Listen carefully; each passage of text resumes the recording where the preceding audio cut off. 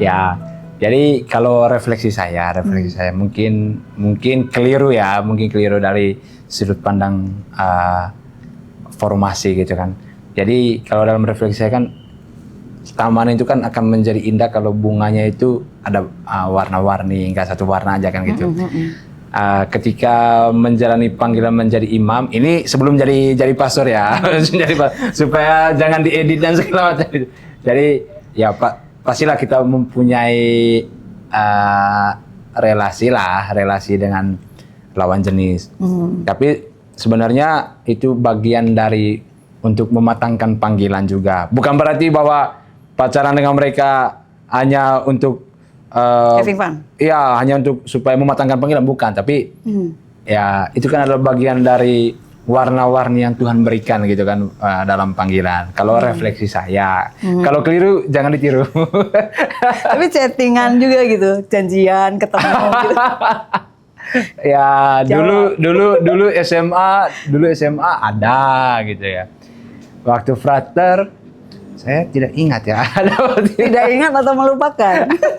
Saya tidak ingat, tapi ya namanya menjadi imam itu tidak berarti bahwa kita mengeliminasi semua perasaan-perasaan suka itu. Atau menjadi imam bahwa kita tidak punya perasaan ketertarikan terhadap lawan jenis. Itu tetap ada, itu pasti ada. Dan waktu frater juga pasti ada lah yang saya suka kan gitu, pasti ada. Tapi sudahlah, jangan diungkapkan gitu. Takut. Saya tuh pikiran gini, aduh kalau saya ungkapkan ke dia, dianya nolak, wah malu kan. Jadi waktu itu kalah sebelum berperang gitu. Jadi ada ketakutan ya, ditolak juga itu, ya. Enggak, itu guyon aja guyon. Dan akhirnya ya udah deh, apa yang membuat Romo Jimmy udahlah fokus aja jadi Romo dan 100% deh ke Tuhan gitu. Udah nggak membagi lagi untuk yang lain gitu. Kalau itu kan seperti yang saya bilang dari awal, bahwa refleksinya adalah ada yang lebih penting dari itu menurut saya. Ada yang lebih penting dari itu, bagaimana saya merasa terpanggil untuk bisa membawa umat-umat yang memiliki kerinduan untuk dekat dengan Tuhan itu dengan cara menjadi imam, menjadi pastor. Karena menjadi pastor itu adalah satu pilihan yang berat. Betul sih. Pilihan yang berat dan tidak semua orang mau. Tidak semua orang mau untuk menjalani itu. Jadi kalau saya sih gini, kan ada yang bilang gini, saya mau jadi imam, tetapi tidak ada panggilan. Kalau refleksi saya itu bukan tidak ada panggilan, tetapi kita yang tidak mau menjawab panggilan itu. Panggilan itu selalu ada. Panggilan itu selalu ada, tapi kita yang berusaha untuk tidak mau menjawab panggilan dari Tuhan. Ada tips khusus untuk anak-anak muda? Ayo harus ini, kalau mau jadi Romo harus ini. Terus tipsnya supaya mau nggak dari Romo sekaligus jadi TNI, boleh tips-tipsnya gitu, supaya juga dia ada profesi ya, selain Romo profesi lainnya TNI. Kalau tips untuk menjadi Romo sih sederhana aja, jangan pernah bersikap munafik atau memakai topeng ketika pendidikan ya, supaya kita benar-benar tahu seperti apa kita nanti kalau kita mau menjadi pelayan di tengah umat. Jadi untuk para seminaris dan semua yang mau menjadi imam, tampilkanlah dirimu apa adanya. Otentik ya? Yang otentik. Jangan ada kepalsuan kan di dalam proses formator. Jadi kita jangan karena supaya dinilai baik oleh para formator, para Romo, maka kita pura-pura berdoa dan segala macam. Itu nanti susahnya itu ketika sudah jadi imam. Nanti bingung kan orientasi saya kemana gitu apa segala macam, karena semuanya dibangun. Jadi pengaruh ya itu ya? Iya, makanya kalau ya selama ini ada juga yang seperti itu atau memang sejauh ini enggak ya? Jadi maksudnya tipsnya refleksi saya. Jadi tidak menyeret orang lain ya, maksudnya tips dari saya. Tips dari saya adalah seperti itu. Jangan memakai topeng ketika pendidikan di seminari, supaya kita juga tahu seperti apa nanti arah ini pelayanan pastoral saya gitu.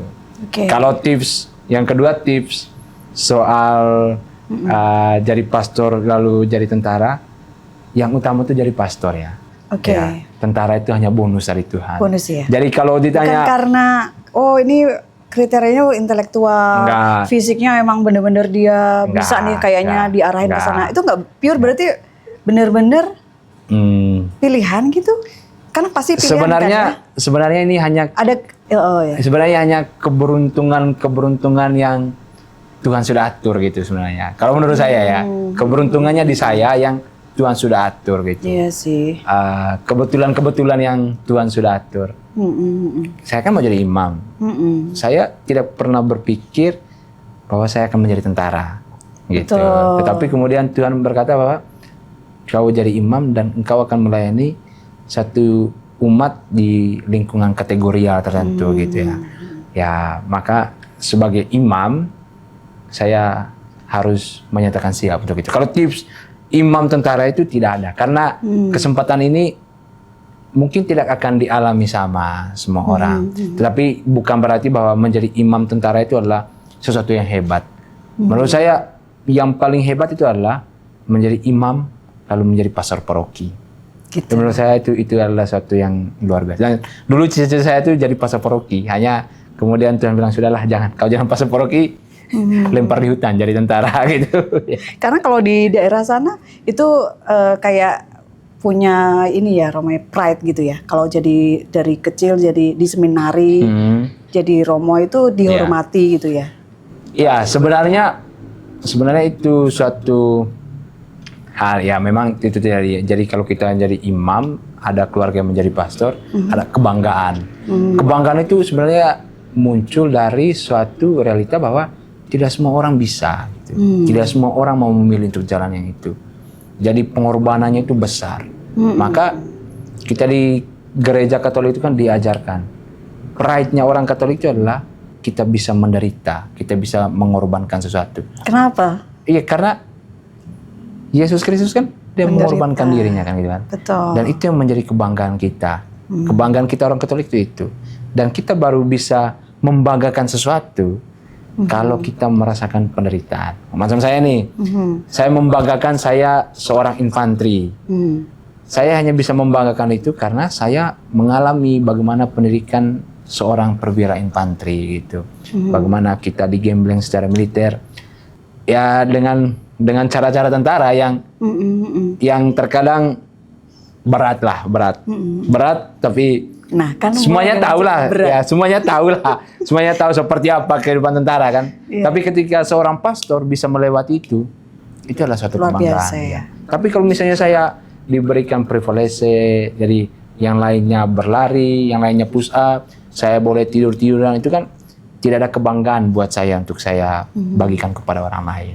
Betul sih. Gitu. Jadi kalau mau dapat pride-nya Katolik itu harus menderita dulu. Harus menderita. Iya. Gitu. Berarti anugerah ya, penderitaan sebenarnya anugerah ya. Anugerah. Itu refleksi diri ya. Refleksi diri. Betul sih. Ya. Oke, baik. Romo, selain menjadi Romo ini, kan ada tugas khusus ya di TNI. Nah, ada komunitasnya nggak, ada organisasi khususnya nggak gitu? Khusus Romo yang memang punya sekaligus jabatan sebagai TNI gitu. Ya. Jadi umat di lingkungan TNI dan Polri itu dinaungi oleh Keuskupan TNI Polri di lingkungan TNI Polri. Jadi kita menyebutnya itu dengan OCI, Ordinariatus Cartensis Indonesia. Jadi itu keuskupan yang menaungi umat di lingkungan TNI dan Polri. Nah, siapa saja para pastor yang berada di dalamnya? Ada pastor organik. Yang organik itu ada 9. Se-Indonesia itu hanya ada 9. Oh baik, Di Angkatan Udara ada 3. Nah, 1 baru pensiun. Romo Kolonel Yos Bintoro baru pensiun. Lalu di Angkatan Laut ada 2. Di Angkatan Darat ada 2 termasuk saya. Lalu di Polri juga ada 2. Itu pastor-pastor yang organik. Nah, selain kami, karena kan umat Katolik di lingkungan TNI Polri itu kan tersebar di seluruh Indonesia ya. Tapi kan tidak mungkin dilayani hanya oleh 9 imam gitu. Maka di kuskupan-kuskupan juga ada pastor-pastor yang selain organik, tetapi diminta untuk melayani secara khusus pelayanan kategorial bagi umat di lingkungan TNI Polri. Mereka ini disebut dengan Pasial Minpol. Oh gitu. baik, Ya. oke. Jadi ada organisasi khususnya ya? Ya. Oh, baru Keuskupan khusus. Oh ya, keuskupan khusus. Keuskupan Kali ini Tenepori. hanya baru 9. 9, baru 9. Berarti kedepannya akan nambah lagi ya, Romo? Ya mungkin 5-6 tahun ke depan pasti ada lagi. Kenapa harus 5 tahun sampai 6 tahun ke depan? Karena yang pertama itu kan para imam itu tidak dididik untuk menjadi tentara ya. Yang pertama. Oke. Satu. Lalu yang kedua, soal kebutuhan dan komposisi di dalam lingkungan TNI itu juga. Ini kan soal kebutuhan gitu. Ada hal yang mendesak. Kalau kami kemarin kan karena memang di Angkatan Darat belum ada sama sekali saat itu. Sehingga diperlukan perwira rohani berkualifikasi pastor. Gitu. Oke. Baik Gitu, sih, ya. cukup jelas sih. Oke. Iya. Baik. Dari pengalaman Romo sebagai TNI, ada momen khusus nggak atau ada momen aha apa yang bisa menjadikan Romo seperti ini? Dan apa pesannya untuk anak-anak muda supaya menumbuhkan rasa cinta tanah air, bela negara gitu, tanpa mengurangi dia rasa kekatolikannya, cinta kepada Katolik? Oke. Baik, kalau dalam refleksi saya gini, ada hal yang hebat ya untuk negeri ini dengan banyak kekurangan itu pasti. Tapi yang hebat menurut saya itu gini, dan itu saya rasakan ketika menjadi tentara gitu. Kita ini kan terdiri dari beragam suku, lalu dari beragam agama dan segala macam ras segala macam. Tapi ketika dari pengalaman saya sama tentara ya, pendidikan itu ketika kita mengalami kehidupan bersama gitu, lalu kegiatan-kegiatan bersama di mana membangun jiwa korsa di dalam tentara, perbedaan-perbedaan itu kemudian mau tidak mau itu harus dijembatani ya, sehingga kita kemudian bergerak bukan lagi berdasarkan suku tertentu, agama tertentu atau ras tertentu. Jadi kita bergerak sebagai seorang anggota TNI, dan hanya dengan kekompakan seperti itu kita bisa menyelesaikan satu tugas. Nah, makanya kalau pesannya bagi saya, pesannya dari apa yang saya alami di tentara itu adalah saya berharap anak-anak muda sekarang itu jangan lagi terjebak dalam, kalau di dalam agama itu terjebak dalam paham-paham radikalisme, fundamentalisme. Itu menurut saya adalah satu hal yang bagian dari ekspresi mereka terhadap cinta terhadap tanah air. Jadi hilangkanlah budaya-budaya mendiskreditkan satu agama tertentu. Nah, itu gampang sekali untuk dibuat dengan komentar-komentar di media sosial itu kan kita bisa lihat, gini-gini. Gampang sekali kan untuk digilir apa segala macam. Betul. Ya, itu adalah salah satu pesan dengan hilangkanlah gap-gap itu yang pertama. Lalu kita mungkin sering mengeluh ya, ini kurangnya negara ini gini, kurangnya negara ini gini, ya. Mengeluhkan ya. Iya gitu. Saya juga dalam refleksi saya dalam kehidupan kita di tentara itu tidak ada hal yang sempurna gitu. Tidak ada hal yang sempurna.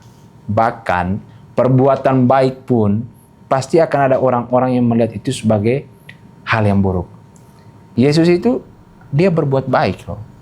Tapi dia dibunuh kan. Betul. Nah, dia dibunuh. Dia yang berbuat baik saja seperti itu tetap disiksa, kemudian dibunuh demi menyelamatkan kita gitu. Jadi dalam refleksi saya itu, setiap perbuatan baik kita untuk negara ini, pasti tetap akan ada kelompok-kelompok yang tidak suka dengan itu.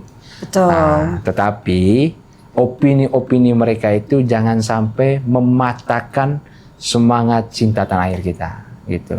Betul. Caranya gampang. Untuk kaum-kaum muda, ya saya kira terutama Gen Z ya, banyak sekali hal yang potensi-potensi yang mereka miliki, terutama di bagian IT dan segala macam itu, teknologi digital itu saya kira mereka punya potensi yang baik, dan saya kira mereka punya hal yang potensial sekali untuk dipersembahkan untuk negara.